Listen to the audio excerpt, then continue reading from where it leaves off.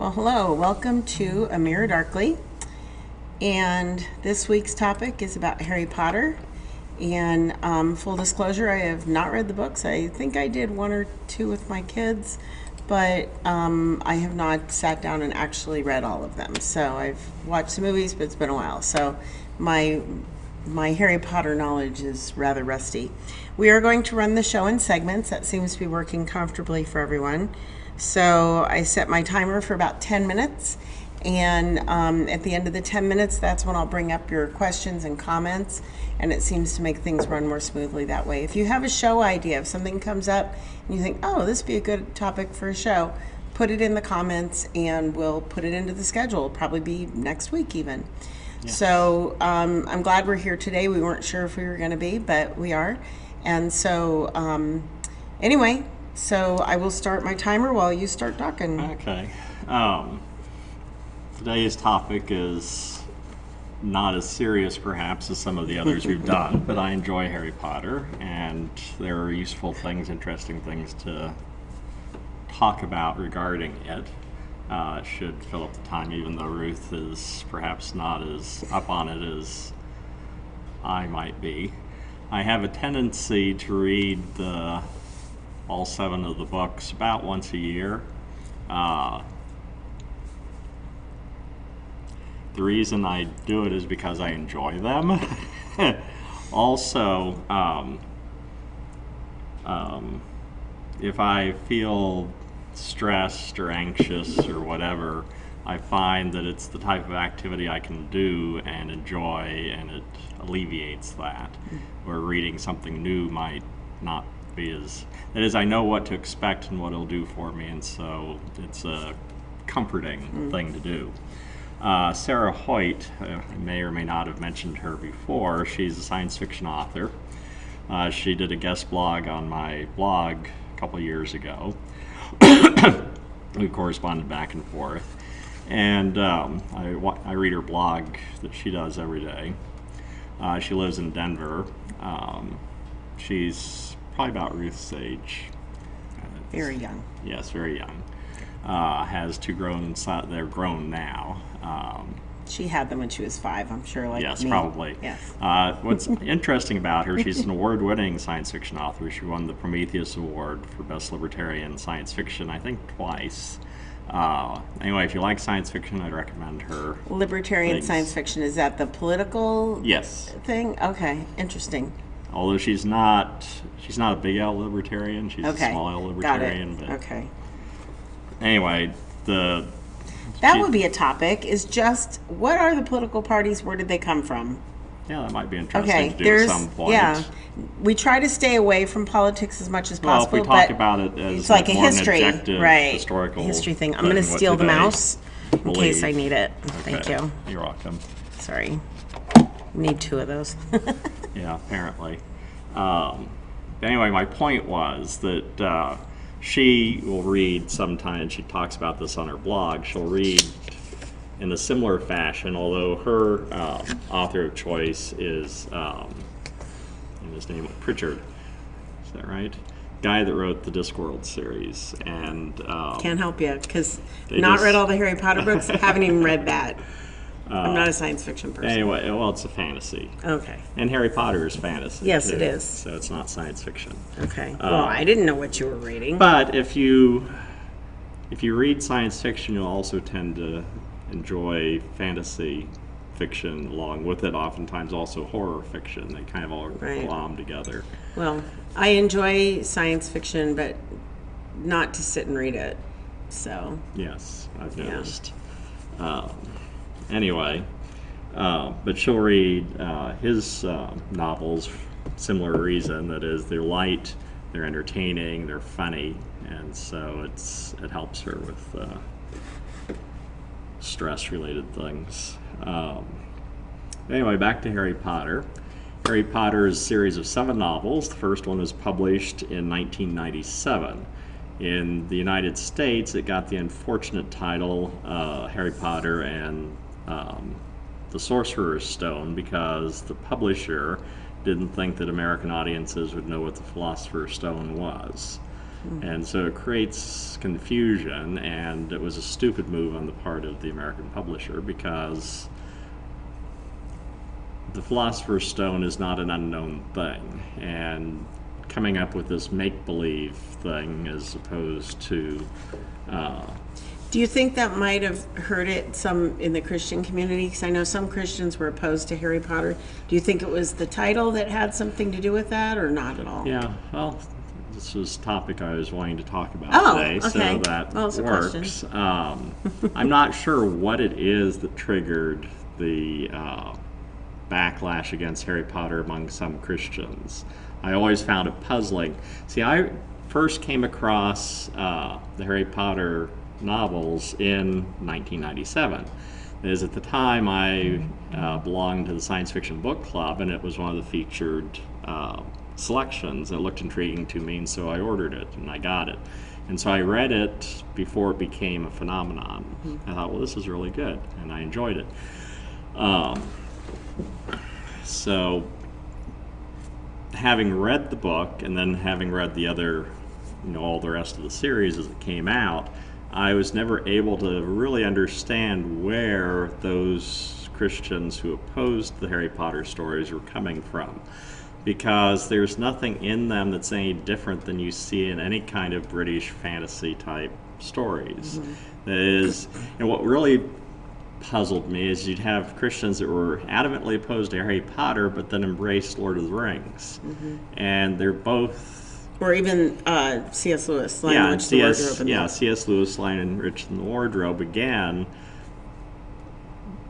it just seemed very inconsistent. That is, the elements in the Harry Potter stories that they were criticizing were elements that you see in C.S. Lewis, elements that you see in Lord of the Rings, elements that have been a part of the British fantasy world for ages. I mean, Merlin, Sword of the Stone, all these sorts of things. It's all part of that world. And it's not making pacts with the devil. It has nothing to do with that at all. Well, I think the scripture that says to avoid sorcery and things like that, particularly in the King James Version. Of the Bible. And so Sorcerer's Stone and avoid sorcery, and they do actually cast spells, like they give the words for the spells. Yeah. So that could have been some of it. That could be, but I mean, you see I'm talking blind here, because anybody I knew that was opposed to it, I didn't really ask them why. Yeah, well, I tried to make sense of it, and I just couldn't, because it was such an incoherent mess. It is, it was an inconsistent point of view. It made no sense in... That is, there's no consistency in their point of view. It's just, we hate Harry Potter. Why? Well, it almost was as if, well, because it's popular. It's kind of like the opposition back in the day to the Dungeons and Dragons games. Again, nonsensical. The things that people made up about it didn't fit what the actual games were like, fantasy role-playing games. Again, there's nothing weird about them. I mean, aside from the fact that you're a geek, obviously, if you enjoy that sort of thing.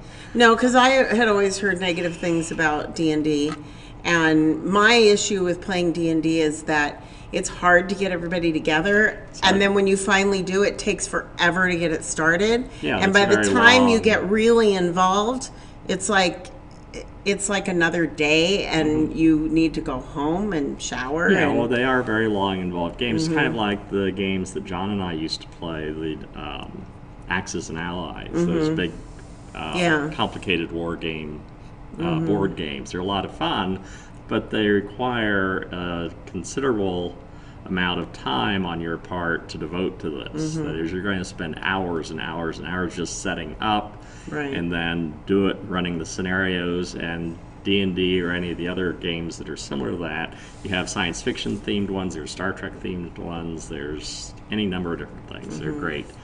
Well, but they're very complicated.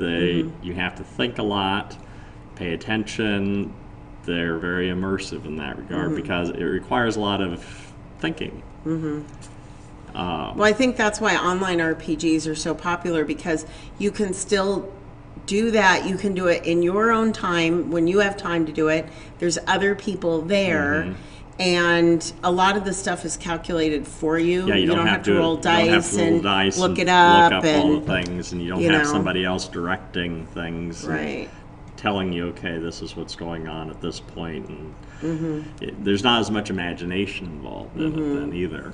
Well, And no, there seems to be. I take umbrage with that. There's when I was Well, playing when you do a text DR. adventure, well, that was a text adventure. Well, yeah, And see, that's why Yeah. a text adventure, obviously, again, you Right. have a lot of imagination. because you're writing the involved. story as you go. Exactly. That's what's happening with Dungeons and Dragons.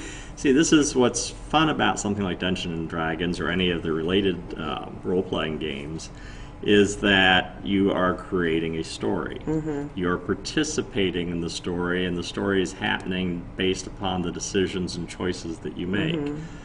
It's a lot of fun. Yeah. And it requires other people, which is very relational, and people need that. People that Particularly need those nerds and relationships. geeks, Yes, which are because not good at that people don't anyway. hang out with them in real life. Unless you have to, because you're married. But Yes. But anyway, yeah, I've not been able to fully and see, the other weird thing about it, you'll notice that the Harry Potter novels, there's 7 of them. The reason there's 7 of them is because C.S. Lewis, with his Lion, the Witch, and the Wardrobe series, it was 7 books. oh, I thought it was 7 because there weren't 8. No, it was 7 because she was consciously patterning it after that. The other thing about the Harry Potter novels is that they are explicitly Christian. And so there's that aspect of it which always puzzled me. That is, you have Christians opposed to something that's Christian. Because Harry Potter is sort of a Christ figure in the story. That is, he is the chosen one, he's got to defeat evil, and the way he does it is by dying. And then he comes back. He doesn't actually die. So, I mean, it's not a perfect... And Harry Potter is not portrayed as a wonderful human being. I mean, he's just a normal boy and has all the faults that a normal human boy would have. But still, there's that element of it. And then she actually quotes scripture in places in the books, so particularly in the last one. So it always puzzled me, the negative reactions to it. So we're at the end of the segment. We haven't had any questions or comments yet. So we'll just keep moving. I know. So we'll just keep moving. And anybody that has a comment or a question, bring it up. So yeah. So the Harry Potter novels came out at a good clip. That is, the first one came out in 1997. The next one was in 98. Harry Potter and the Chamber of Secrets. In 1999, it was Harry Potter and the Prisoner of Azkaban. In 2000, The Goblet of Fire. 2003, so you did have a 3-year gap there, Order of the Phoenix. Half-Blood Prince was in 2005, and The Deathly Hallows, the final book, came out in 2007. So what's fascinating about them is that they are very carefully structured. That is, there are things that show up at given points in the story that don't have their payoff until sometimes books later. Wow. That is, she very carefully planned everything out. And even the choice of names for things, the way she words some of the spells, all of that, there's connections in that. took me forever to figure out that Diagon Alley was diagonally. Yeah, I mean, you have some bad puns too, but that's And see, fine. I appreciate puns. I think Yeah. they're good, but And so you have a certain amount of that in. and I enjoy those. But Yeah. it was like phew, Diagon Alley, Diagon Alley. I'm like, that's Yeah. because it sounds like it could be a place, Yeah. in a mythical place. Right.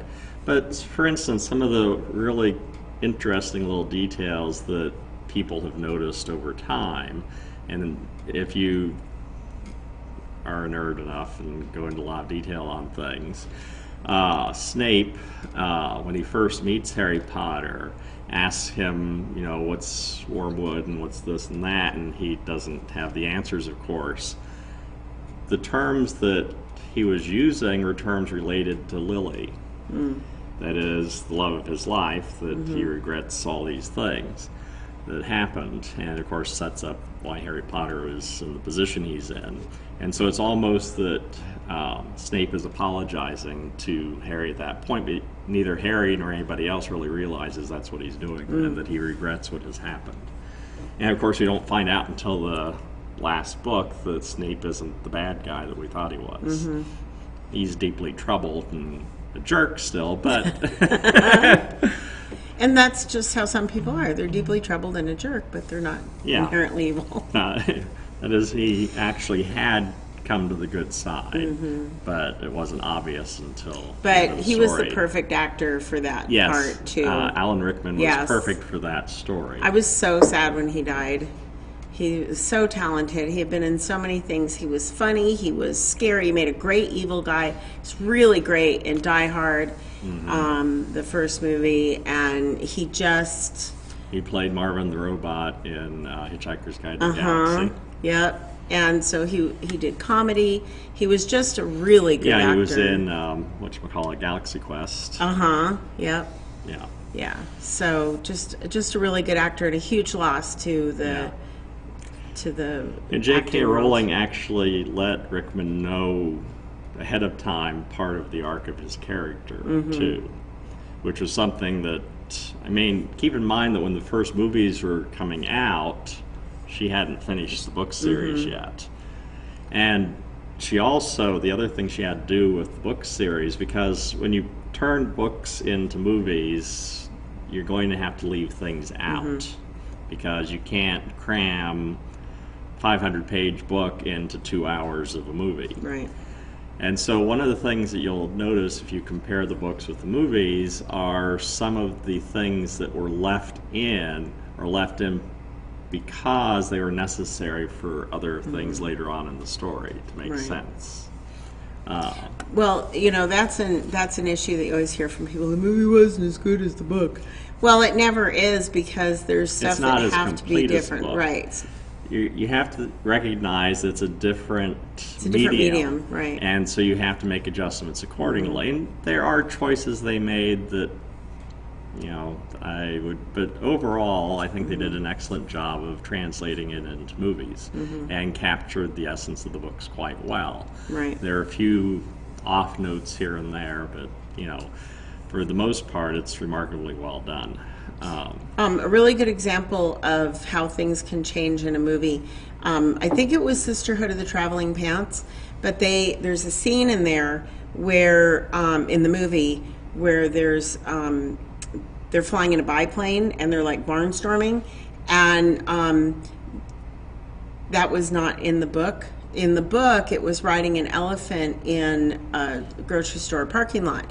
Well, because the actor was really involved in animal rights, felt really bad for an elephant to first of all be giving rides, but then also to have to walk on pavement like that. And for the length of time the elephant would have to be there for filming, she just couldn't bring herself to do it. So she came up with this other scene. So sometimes things are changed that drastically because of the director's personal convictions or whatever. So anytime people say, well, the movie wasn't as good as the book, I mean, it might not have been, but you have to qualify it by saying that they're two completely different media. So you have to take each for what it is. Jumanji, for example, the movie, vastly different from the book, really different from the book. But you can enjoy Jumanji, the movie, as its own thing, and you can enjoy Jumanji, the book, as its own thing. There's another children's book they've done like that too. Stuart Little. Yes. Stuart Little, completely different story, everything. Stuart Little, the book, excellent book. Stuart Little, the movie, excellent movie. Do not try to Bring them together. Yes, Keep them at as all. separate things. Yeah. A bad example would be, it's a Heinlein, based on a Heinlein novel. Oh, I know which one you mean. It's on the tip of my tongue. Yes. Anyway, Did you see it? the movie is radically different from the book, and essentially the people involved in producing the movie chose not to really pay any attention to the book. They had their Dune? own... No. No. Well, Dune is its own difficult problem. Just figuring out how to film that. And I mean, Dune is such a huge book. Did you say Doom? Dune. Oh, okay. So It's such it's such a huge book that it's hard. It's not possible to cram it into 2 hours. And so the movie that was done, was it David Lynch? I may be misremembering. Anyway, maybe somebody will correct me. Anyway, the movie, it had Patrick Stewart in it. He was the captain on the Enterprise in Next Generation. For those that don't know enough about Star Trek to recognize who Patrick Stewart is. He is also in the X-Men, but that's another thing as well. Are you talking about the director of Dune? Yes. It was Denis Villeneuve, or Villeneuve. Is that the original Of the one? movie. Oh, that's 2020. Never mind. That's not the right. See, it's been Oh, redone. 1984 version is David Lynch, yeah. Yeah, I was right. Okay. Yeah, I mean, I like the David Lynch movie, and I think it captured the essence of the film nicely, but if you hadn't read the book, it made no sense whatsoever. Hitchhiker's Guide was an example of that. Yeah, it was... If you hadn't read the entire 4-book trilogy, Or the 5-book trilogy, however many there are. 27-book trilogy, we'll just cover all the numbers, the movie would have been really hard to follow. Yeah, It was like full of inside jokes for anybody that had read the books. Yeah, and it took pieces from more than just one thing. Now, those are books I've read them all, I think. Yeah, and they're very funny. Super and the funny. movie is a standalone thing. See, I read children's books, chapter books. Well, we call them chapter books in 3rd grade. I read children's books, picture books, chapter books. I also like funny books. I read books about teaching, and I read Nicholas Sparks books. Yeah. Because I really like him. But that's like what I read. Yeah. Hitchhiker's Guide brought a memory to me. When I was writing, it's either Year with God or Year of Jesus, and I titled something, and the editor didn't like it, and his comment was, well, Hitchhiker's Guide was a bad movie. And I'm thinking to myself, I actually wasn't quoting from the movie, I was quoting from the books, and you're an idiot. So I made the change. He's the editor of God, but my opinion of the editors.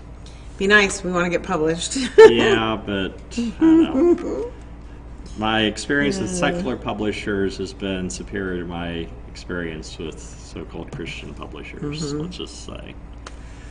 Okay, end of segment again. We don't have any comments. I think we've lost them. I think they're just listening along. But that's Not fine. that many Harry Potter Apparently. fanatics. Yes. Apparently. Well, if you haven't read the Harry Potter novels, please do. I think that if all you have seen are the movies, I'd recommend you read the books as well. There's things that you'll get from the books, some added things that are interesting, I think are significant, but they're not part of the movies because, again, they had to fit the movies into 2 hours. And you can get them like as audiobooks. You can listen Yes. to them. And I was just wondering if they were in our district online library as audiobooks. Yeah. But yeah, you can get them from Amazon, either the physical books or the e-books, and they're available as audiobooks. And actually, we did get the cassettes. They're audios. Yeah, we did get the cassettes. Yeah. Some of them, and listened to them when we were traveling when the girls were very young. Yeah. So you did hear some of the And we novels. did listen to. Yeah, I said that. Oh, you did? Well, yeah, Mention I that? listened to them with the girls. We Okay. listened to them when we were on trips, and also in the living room. That's Remember, right. we make the girls come in the living room. They kind of hated that. They Yeah, they talked did. about it now. They don't talk about hating it in the car. They talk about hating it in the living room. Yeah. So, Well, but they're huge Harry Potter fans. Yes, now, they so. are. Well, it's kind of like, Tony and I particularly, we will rewatch the movies usually once a year and reread the books. Nerds beget nerds. Yeah. Well, part of, it's goes back to when she was having to pick a book to read in high school, and it had to be a science fiction novel. And so I recommended John Scalzi's Old Man's War to her. And she was absolutely delighted by it and became an avid reader ever since. I actually wrote to Scalzi and let him know that he had had that effect on my daughter. She wasn't a big reader. No, not until then. Up until then. Yeah, it really had a very positive effect on her. Another book, if you haven't read it, Old Man's War is outstanding. It's just a very fascinating story. It's very well done. And there's some sequels to it as well. Some better than others, but anyway, I enjoy Scalzi's science fiction. That book in particular is really good. But back to the Philosopher's Stone. What is the Philosopher's Stone? No idea. It is a stone that transmutes lead into gold, and also provides its owner with everlasting life. Oh, okay. And it was something that was sought in the Middle Ages. That is, you have the early, they're called alchemists, trying to figure out ways of transmuting lead or other base materials into more valuable materials, because there are things that you can change into different things. Now, of course, nowadays we actually could convert, say, lead into gold. If you had a nuclear accelerator and bombarded the thing right, you could probably add enough atoms to turn it into gold, but it's not it's easier just to use magic. Yeah, it's not cost effective. And of course, the early alchemists had no idea about how any of it actually worked.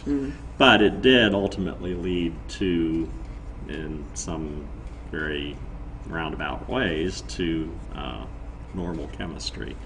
That is, science grows out of early, weird, stupid experiments. But anyway, the Philosopher's Stone plays a role in the first book, because Voldemort, and this is the running theme through all of them, he is terrified of dying. And so he has tried to figure out a way to avoid death. And at this point, with the beginning of the story, Voldemort has been defeated somehow by Harry Potter. Neither Harry Potter nor anybody else knows why the killing curse rebounded from him and took out Voldemort instead and made him into a shadow of his former self, powerless and barely alive at all.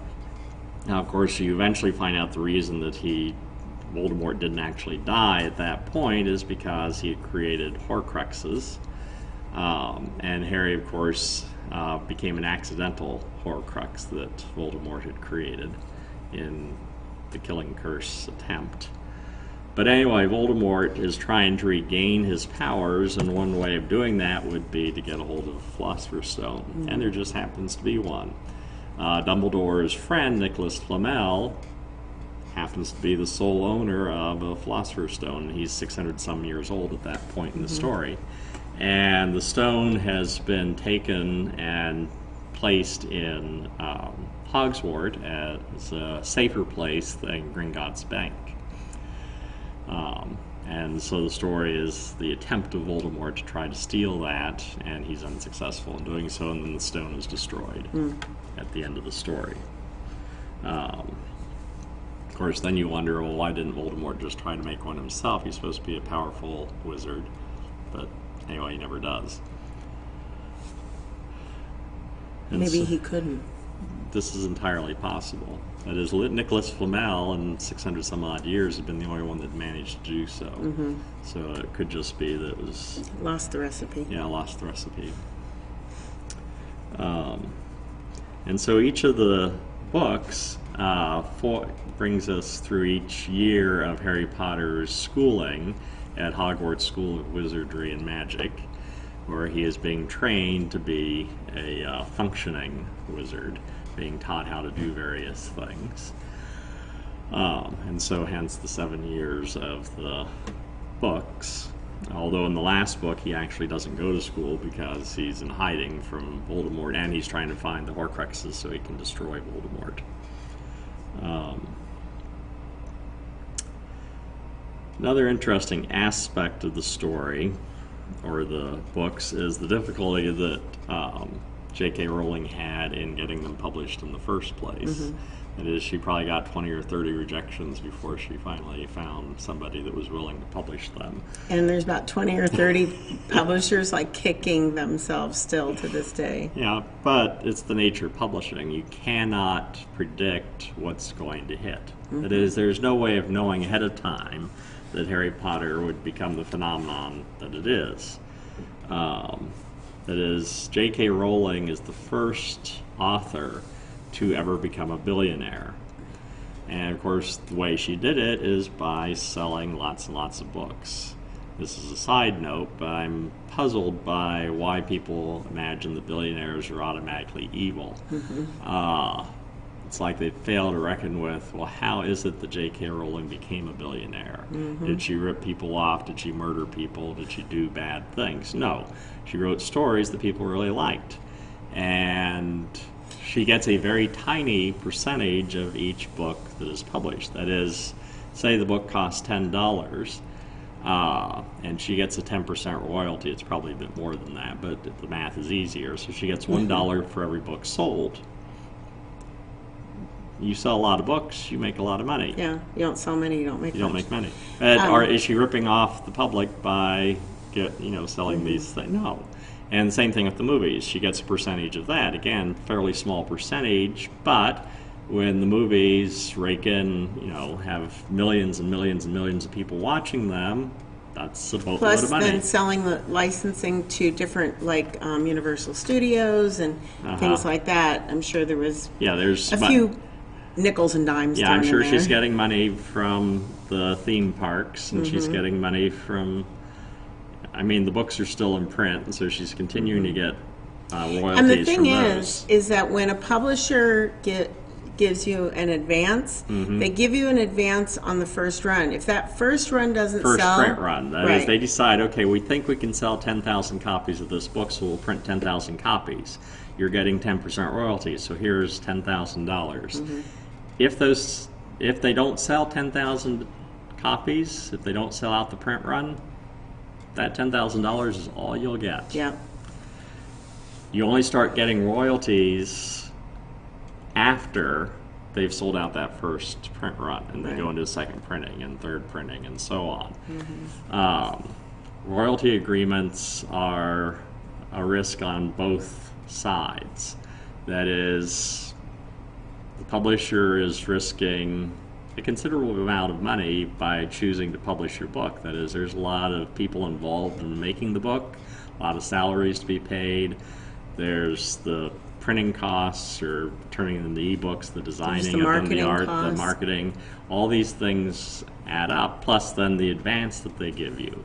Just up front saying, here, we give you this money in the hopes that we'll actually sell these 10,000 books.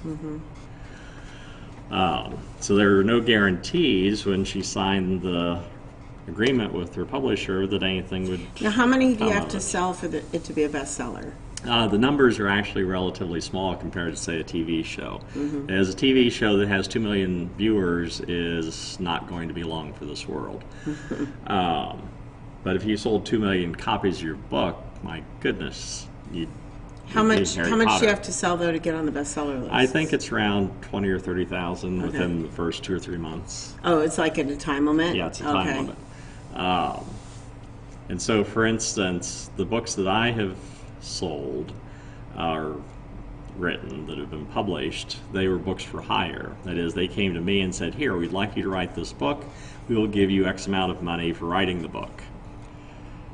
And it's just a flat fee that they're paying you. The amount that they paid me was more than what the normal royalty agreement is going to be. That is, your average royalty agreement, you're only going to get $5,000 or $6,000. That is, when I say 10,000, that's generous. That was generous. That is, for a first-time author, your first book, you'll be lucky to get $5,000 or $6,000 as your advance, which means their print run is relatively small because, again, they're limiting their risk as much as possible. And usually the first book that you publish does not sell out its print run, so that money that you get is all you get. They were offering me quite a bit more than that normal amount for a first-time author, and so it seemed like a good deal. And for 3 out of the 4 books it was. The first book I did, though, ended up becoming a bestseller, translated into 13 languages. I only got the money they offered me up front. So I did not make out as I might have otherwise. But that's why they offer you more, because otherwise you wouldn't be willing to do the work for them. Right. Yeah. So it's just the way the publishing world works. And you don't get screwed as much in publishing as you do in, say, the music industry. I mean, the only way musicians make money is by touring. It is, as far as what they make off the albums sold, not so much. They are lucky if they make any money off the albums. Just the way the music industry works. They screw over their talent quite badly. Thankfully, the publishing world is not quite that bad. Anyway, so far as the Harry Potter novels are concerned, as of February 2018, so this was 2 years ago, the books have sold more than 500 million copies worldwide, making them the best-selling book series in history. And they've been translated into 80 languages.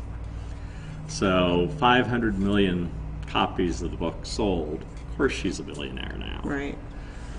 On top Bible's of the, Most Fascinating movies, People didn't sell quite that no, much. it did not sell anywhere close to that. This is There's no amusement parks dedicated to it. no.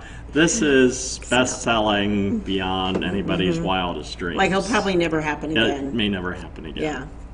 This was a remarkable thing that happened with the Harry Potter series, and yeah. So, yeah, yeah. In the United States, they were published by Scholastic. In England, they were published by just right on my head. Begins with a B.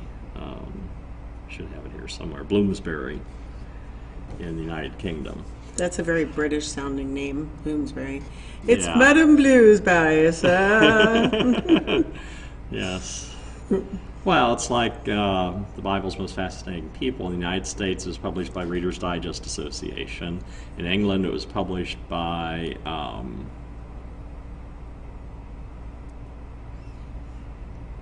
no, the English language version was only Reader's Digest Association. That was worldwide. This other book I did for them, the Bible, the Reader's Guide, in the United States, was published by Metro Books, and in England, it was published by New Burlington. So that was the difference.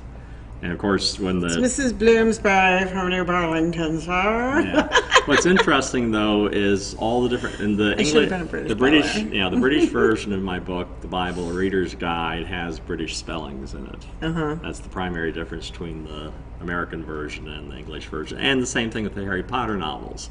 That is, if you get a copy of one of the Harry Potter novels published by her British publisher, obviously the first one is called The Philosopher's Stone, not Sorcerer's Stone.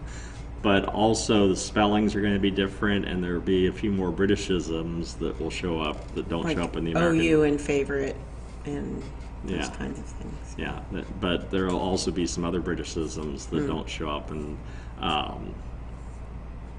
So basically it was translated into American English. It's translated into American English for the American audience.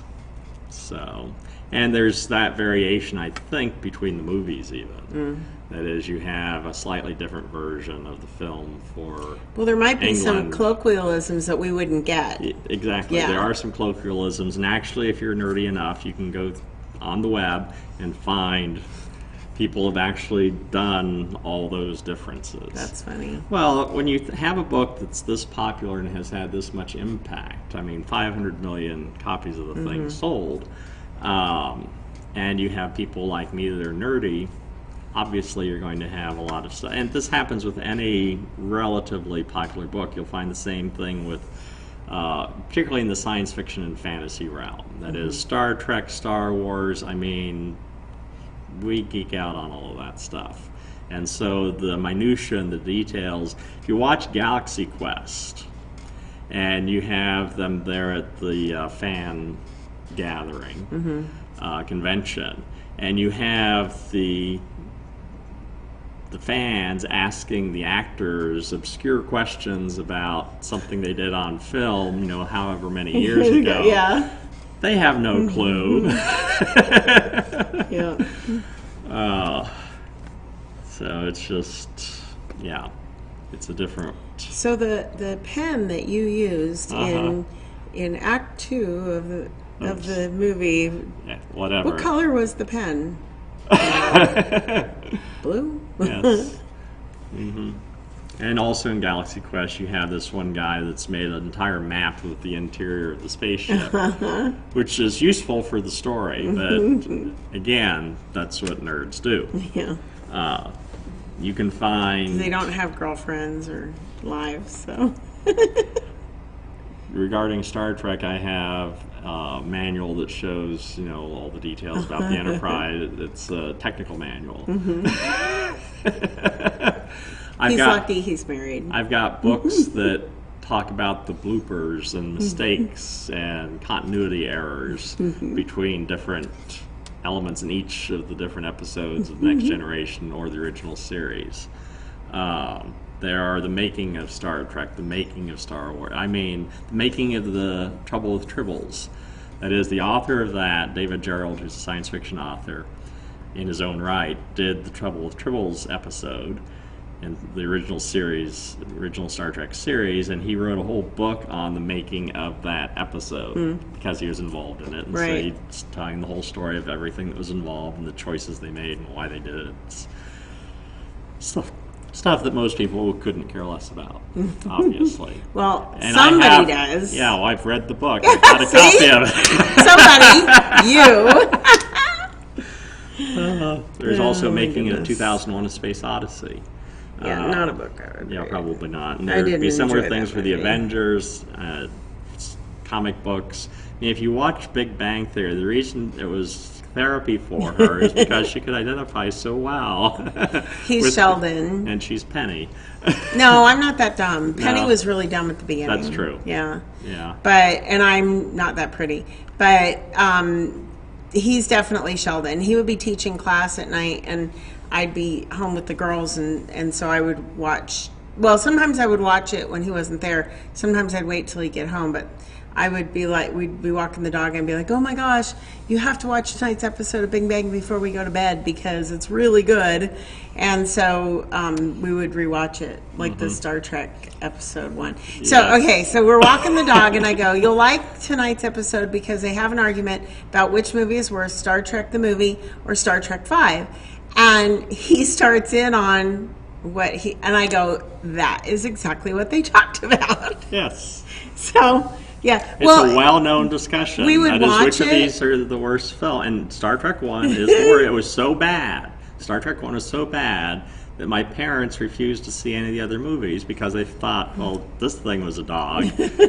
Why waste our money on any of the others? I was able to get them to watch Star Trek 2, Wrath of Khan, and which is the movie that got me into it. which redeemed the series for them. Redeemed a lot of things. And so they were able to watch the rest of them. But no, Star Trek 1 is hideous. Star Trek 5 is bad, but it's... Isn't that the one where they ran out of money? Yeah. Yeah. Part of the problem with Star Trek 5 is the Paramount just was not putting the money into it, and they really ran out of money to do a lot of things they were hoping to do. And so the story just doesn't quite gel together. But you've got some really good elements in this thing. And some good scenes, and this is off topic. Sorry. Squirrel! And there's not actually a squirrel there. I can't see out the window today. Yeah, the But, blinds are closed. But anyway, that's what nerds do. Yes, and wives of nerds do this. When you're watching Big Bang Theory and they're talking about something that you don't know anything about, I look at him and go, is that a thing? He goes, yeah, that's a thing. So, Yeah. Well, they actually had a physics consultant on set, and so a lot of the things that they talked about were real sorts And of actual things. mathematicians would write this stuff on the whiteboards. So it was actual math that was up there. Yeah. So the series is better than...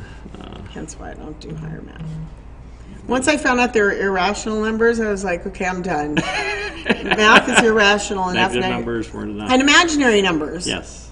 It's like, well, then you're just making stuff up. Then, like your imaginary friend. Yeah. You know? So they're imaginary numbers. Yeah, well, it's a useful term. No. It's Not kind of for those of us that it's are like not with mouthy. quarks. You have up quarks, down quarks. You know, it's just because you've got this whole set of quarks, you've got to come up with names for each of them. That's kind of Of course, you had to come up with the word cork to begin with, which is taken from, what's his name? Author of Ulysses. I think it was from Finnegan's Wake. Anyway, comes from. I don't Anyhow, know. I think this pond is fished out. Let's go back to Harry Potter. back to Harry Potter. Yes. So Harry Potter has a pretty unhappy life. That is, he's raised by his only living relatives, and they are both non-magic people. They're Muggles. called Muggles in the story. And they have an aversion to magic. They didn't want to be associate, and part of it is because of his aunt's jealousy of Harry's mother. Harry's mother got the letter because she had the ability to do magic, and so she got to go to Hogwarts. And Harry's aunt would have liked to have done it as well, but she wasn't magical. And so she, because of her jealousy and disappointment, just became very negative towards magic as a whole, and her sister, and then Harry comes along. And so her emotions towards Harry are very mixed. And then, of course, They have their overindulged son, Dudley. yes. Dudleykins! Although it's interesting, you do have a transformation in Dudley over the course of the story, as eventually Dudley comes to not dislike Harry. Is that just in the books? Or is that It may maybe- just be in the books. Yeah, I'm so I not don't sure remember it's that. clear from the movies at all. But certainly by the last book, and it surprises Harry in his realization that this has changed. And it probably goes back to what happened in, which one was it?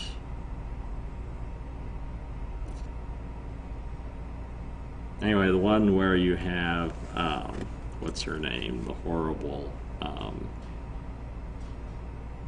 You're not giving me woman. enough. The horrible woman. That shows up and gradually takes over Hogwarts. Oh, Became the new Defense Against Dark Arts teacher. yeah, I forget what her name was. Anyway. it's an important- Umbridge. Oh, yeah. Dolores Umbridge. And I just said that. I take umbrage with that a little while ago. Yeah, Dolores Umbridge. What was my point? There's a point I was going to make, and I got bogged wasn't down by listening. trying to remember the name of this individual.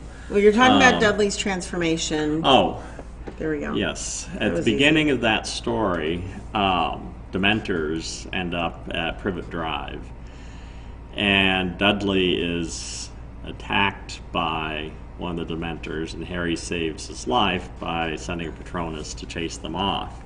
And that incident seems to have had a tremendous impact on Dudley, which you see then coming to fruition by the last novel. The speculation is that neither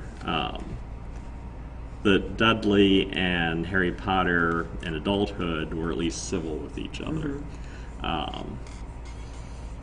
But they didn't become the best of buds or anything, any more than he ever became best of buds with Malfoy.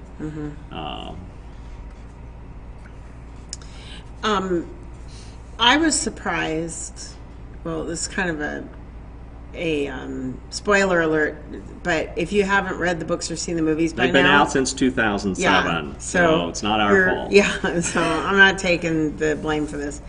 I was surprised that Harry and Hermione didn't get together at the end, because I Really? really honestly thought the whole time. Well, part of the problem, and this is the movies versus the books, is because Hermione and Harry and Ron were the main characters, you don't choose ugly people. And the actress they chose for Hermione was not unattractive. In the book, though, Hermione is described as bushy-haired, buck-toothed. She's not overly attractive, while Ginny is described as being really attractive. Oh, and the actress they have for Ginny is not anywhere near as attractive as the actress playing Hermione. And so I think that's part of it. And just in the books, it seems pretty clear that the relationship between Hermione and Harry was never romantic at all. That is, it was entirely friendly. But you see from fairly early on things going on between her and Ron. That is, one of the things, particularly with prepubescents, and they're just at the cusp, is that if you like each other, you tend to argue and yell, and that's what you see happening between them at the very early stage. So she set it up pretty well in the books, but it's not clear in the movies. But in the books, I think she did a fairly good job of setting it up. And Harry, in the books, is always attracted to athletic, good-looking women. As his first crush was Cho Chang, and she's described. She was a seeker. Yeah, she was a seeker on. In Quidditch. In Quidditch on. Shoot, what house was it? Hufflepuff. Could say it, and probably nobody will know. Yeah, but I want to get it right. Anyway, she was in one of the other houses, and he was attracted to her, and they were together for a while, but didn't work out. But anyway, and Ginny was a Quidditch player as well, and it's up on the team with Harry, and is also described as very attractive. So there's a consistency there, which you don't see in the movies. In the movies, yeah. And again, it's because it's just the nature of the films. You've got to compress everything and focus on the main bits. And so you just miss some things. And plus, sometimes the movies, they made slightly wrong choices. So it happens.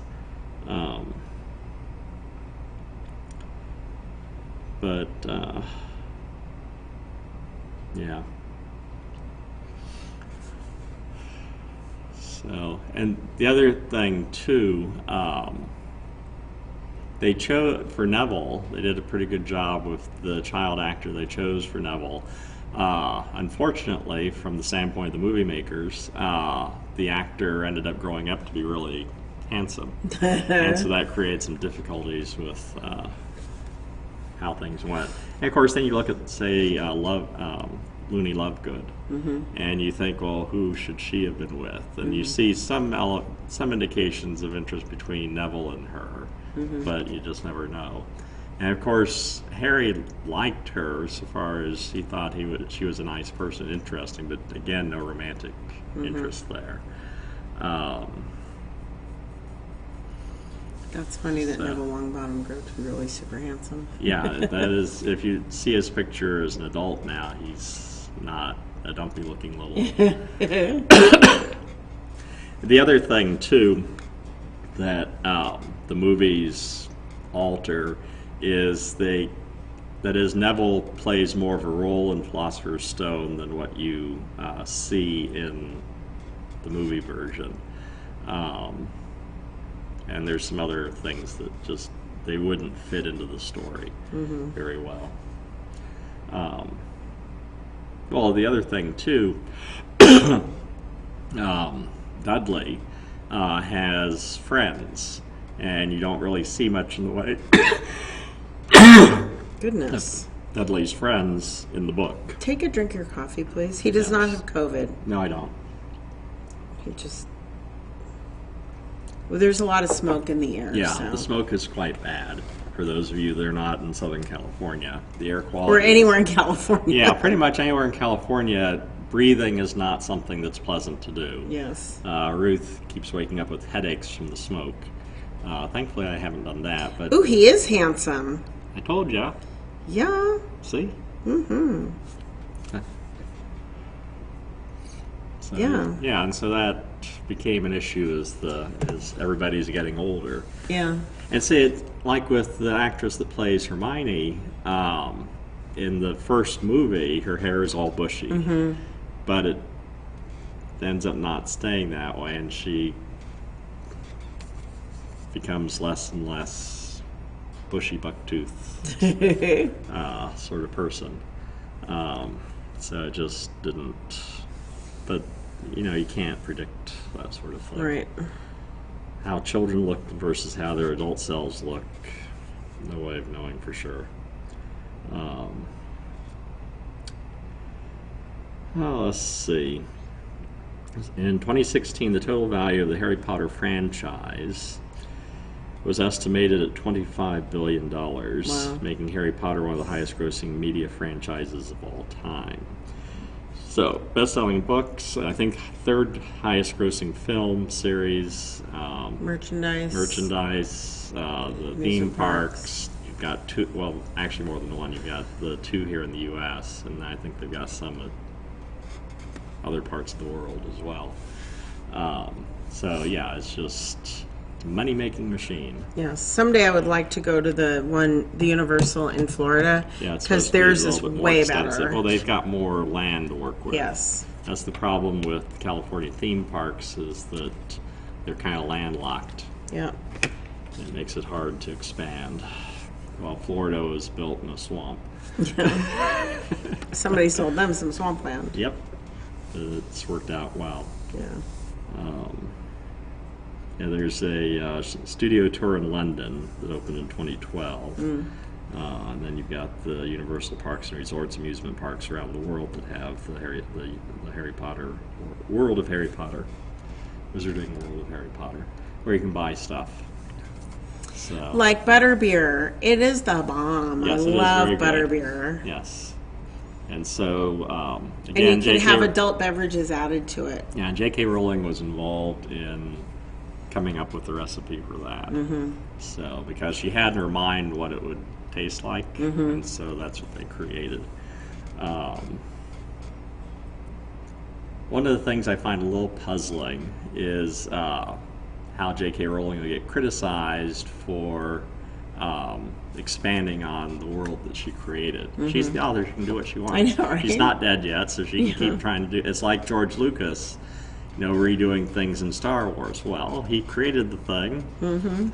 Happy, it's his. When you're the god of a universe, you can pretty much do what you want. You can play with it however you want, and if you decide, okay, I want that character to be that way, who are you as the fan to disagree? I mean, you still got the books, the original books, as they are. Well, you don't have to pay attention to any of the other things that she has said about it since then if you don't want to. Right. Well, they have the canon. Right. Like the Star Wars canon. I was reading a thing about that, where there are certain things that are set in stone, but then they've changed the canon to fit what they want to do. Yeah, the canon is never set in stone. Right.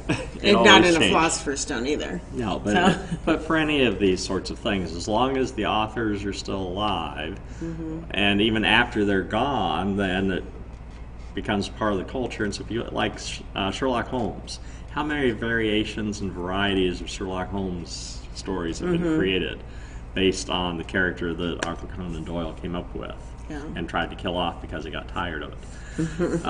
Unsuccessfully, he brought him back. Yeah.